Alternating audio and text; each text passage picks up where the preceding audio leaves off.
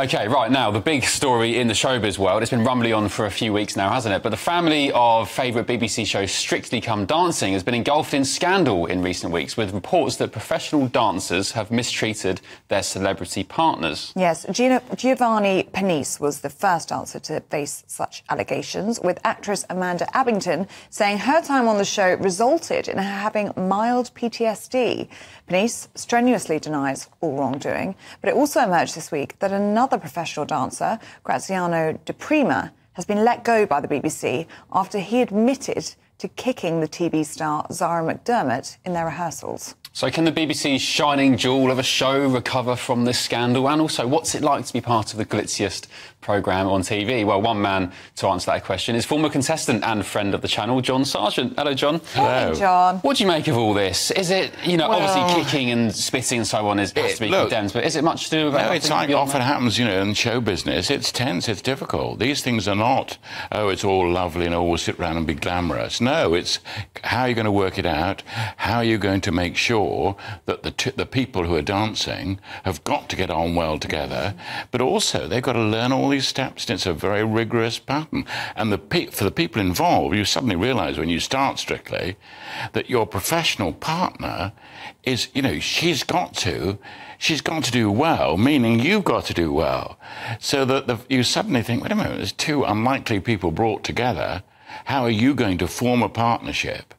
And the nice thing about it is that they're so professional, these dancers. They've been at it for so long in their lives, from the age often of about 4 or 5. Christina Ricci, who I danced with, had started her career, I think, aged 4. Wow. So they know a great deal about forming these partnerships, but they certainly do involve kicking, and you've got to respect the other partner. You've got to do that, and Christina was wonderful. So what do you make then of all of the news stories in the past few weeks with these allegations of kicking and splitting? Some people abuse the system, some people bully other people when they shouldn't, but it's a stupid thing to do because you've certainly got to present to the public a picture of two people who are enjoying dancing with each other, and the best way to do that is to enjoy dancing with the other person. We like dancing with each other. Yeah. The public could see that we enjoyed that, even though we were tremendous gap in ages. I was more than twice Christina's age. But, I mean, the point is people thought, oh, that's an odd couple. How many hours a day do you train? Yeah, take us through how many days? Well, we train for a minimum of 3 hours a day. Gosh. And then I would say to Christina, what are you doing this afternoon? And she'd say, oh, I think I'll go to the gym. So for her, she was complete full-time athlete, and I was part-time, but I was doing other work. You see, all the celebrities, so-called, have got their normal jobs. So I was appearing on other programmes. I was hosting a comedy series on the Dave channel at the same time. I was giving talks. I was giving art-dinner speeches. So all these things are going on the same way, and that's hard. One question I had about this scandal was, surely the BBC producers who are there, you don't just train alone, do you? Sometimes there's cameras there. There are cameras. You're mic'd up the whole time. There are cameras when you're dancing. So surely they would have seen these incidents play out. Yes, I'm surprised about that. Why has it only just come out now? Yeah. But, I mean, obviously there are lots of times when it's just you and your partner, you're practising, and you're practising all the time. So to have the whole cameras and mic'd up and all the rest of it... Oh, here's a shot. There you are. I'm showing... I love this clip of you. No, just show this one. What dance was this, John? This is the Paso Doble. And it's to make it funny. People think that all you've got to do is to be a bad dancer and you'll be OK. But to make this funny takes a lot of work. You're really stomping. I think that's what makes it so funny. Yes, Len Goodman said I shouldn't stamp, and I thought, I'm going to stamp, and I did. Did you get quite athletically fit doing the show? I lost 2.5 stone. Really? So that's the sort of a sign of it. And it's... but it was fun, and you see... Christina can do both. She's trained me. She knows all the steps both ways.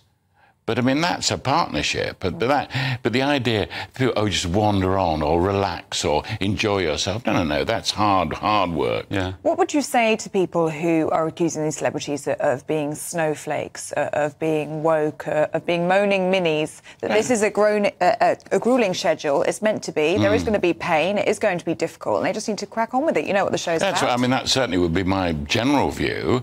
But if someone is really... I mean, when I was doing it, there were people...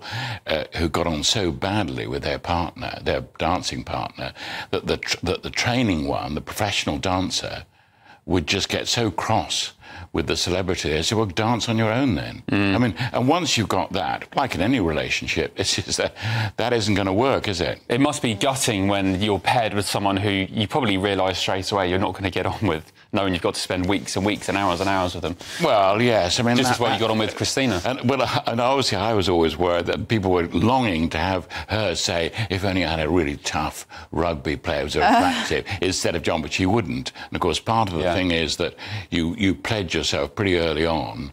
Don't you criticise me and I won't criticise you. It's you as a partnership against the world. That's how you do it. Yeah. Well, look, we did reach out to Christina to see if she could join us on the show this morning, but she's sadly judging a dance contest elsewhere. But she did say this. Please give my best wishes to John. I really wish I could be there on the programme with him. So to continue the trip down... Oh, was that the message? That was it. No, it's coming now. I know, Karen. To continue the little trip down memory lane, we thought we'd take a look at one of John and Christina's dances.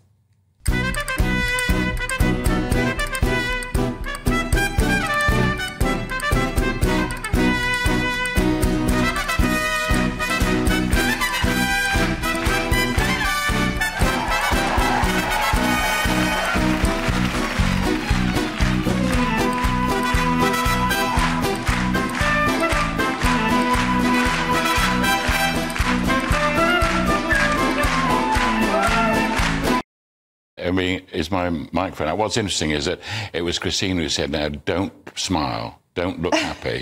Look serious, and it'll be funnier. And she had a very good style of knowing what the audience what would amuse the audience. So it's meant to be funny. It's meant to be. Oh, you were brilliant. You really were. You know how to do it.